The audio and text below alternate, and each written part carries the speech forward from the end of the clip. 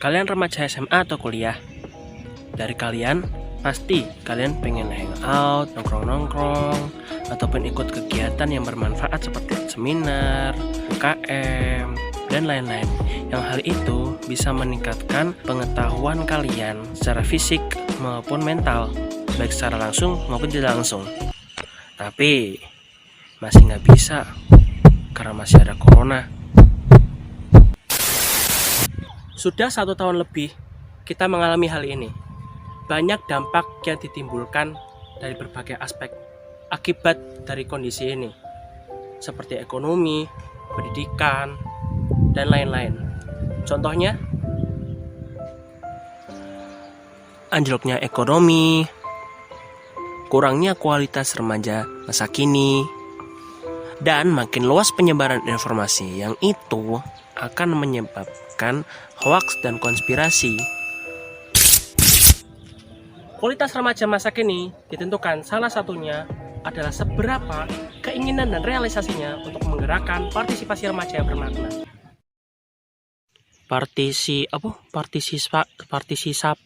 Oh, partisipasi. Partisipasi remaja yang bermakna itu apa sih?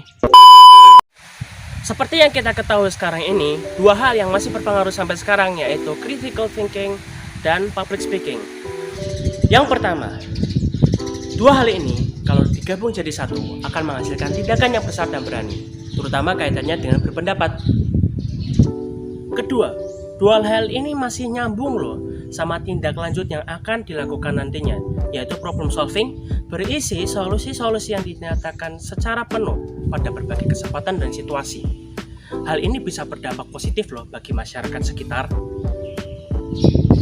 Yang ketiga, kalian pasti berpikir bahwa kalian tidak bisa mengembangkan skill public speaking kalian kan? Padahal bisa saja kok lewat media massa ataupun sosial media. Kalian bisa mengirimkannya lewat video. Ketiga hal tadi ternyata mendukung banget untuk yang namanya MYP. Apa itu MYP? Meaningful Youth Participation atau partisipasi remaja yang bermakna. Sebenarnya gimana sih buat meningkatkan partisipasi remaja yang bermakna itu?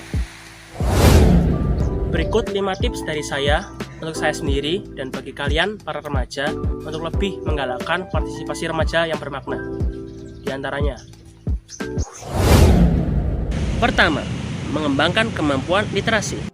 Seiring dengan perkembangan zaman dan teknologi, kita bisa kok menguasai 6 literasi dasar, seperti literasi baca tulis, numerasi, sains, digital, budaya, dan literasi finansial.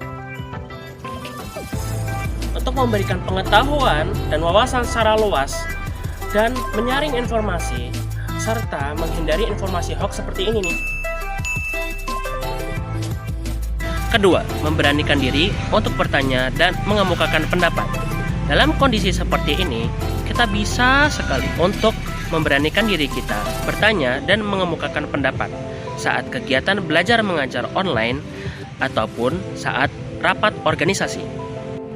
Ketiga, ikut berpartisipasi dalam kemasyarakatan. Kondisi seperti ini membuat kita tetap berada di dalam rumah ataupun di suatu desa yang kita tinggali.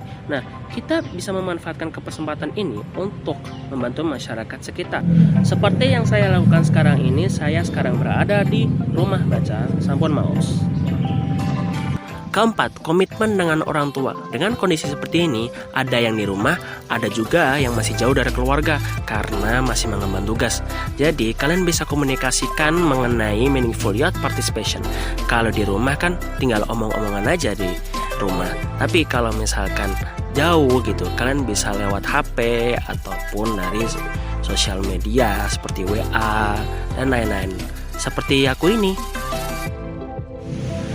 Kelima, share hal yang positif. Kita bisa kok jadi pahlawan walaupun cuma rebahan, yaitu kita men-share hal-hal yang positif. Sebagai remaja, saya mengingatkan kepada diri saya sendiri dan bagi kalian untuk terus menggalakkan partisipasi remaja yang bermakna. Sekian dari saya, see you next time, salam literasi.